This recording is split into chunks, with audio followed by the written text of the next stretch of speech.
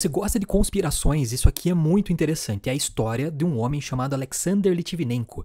Ele foi um homem envenenado com polônio 210 pelo governo russo. Vamos contar a história dele aqui e explicar como que o polônio 210 consegue envenenar as pessoas.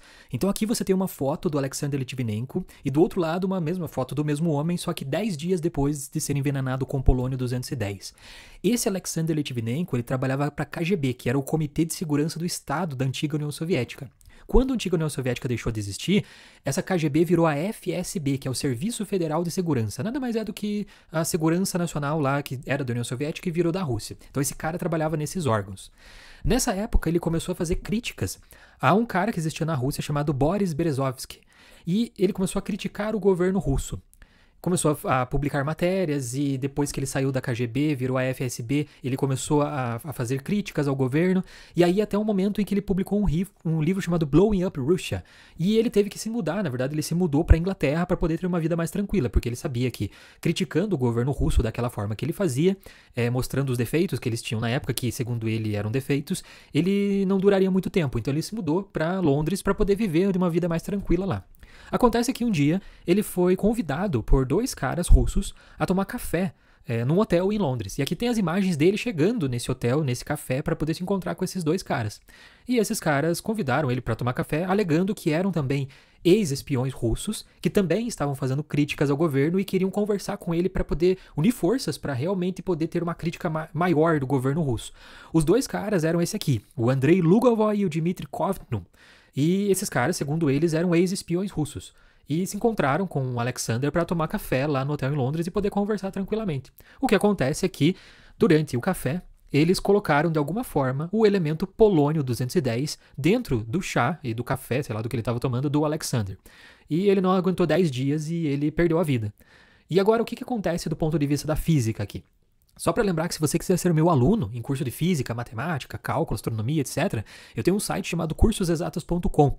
Como é que eu encontro esse site? Você pode digitar no Google ou você vai aqui na descrição ou no primeiro comentário fixado. São cursos bons demais para a internet, você só paga uma vez e eles são vitalícios, são teus para sempre, tá bom? Então, como é que os caras produzem esse polônio 210 que eles envenenaram o chá lá do cara? Eles precisam de um reator nuclear, então você não vai conseguir fazer em casa. Eles pegam o bismuto 209 e bombardeiam com nêutrons. Esse bismuto 209 bombardeado com nêutrons vai se transformar em bismuto 210. O bismuto 210 ele é instável radioativamente e ele vai decair para o polônio 210, que é o que eles usam. O polônio 210 libera partículas beta no decaimento e tem o processo de decaimento dele. Então eles conseguem o polônio através do bombardeamento de nêutrons no núcleo do bismuto 209 usado em reatores nucleares. O que acontece com o polônio 210? Durante o decaimento radioativo dele, ele libera partículas beta, mas principalmente partículas alfa. Significa o quê? Que esse núcleo do polônio ele é tão grande, mas tão grande que ele é instável e a natureza faz ele perder pedaços.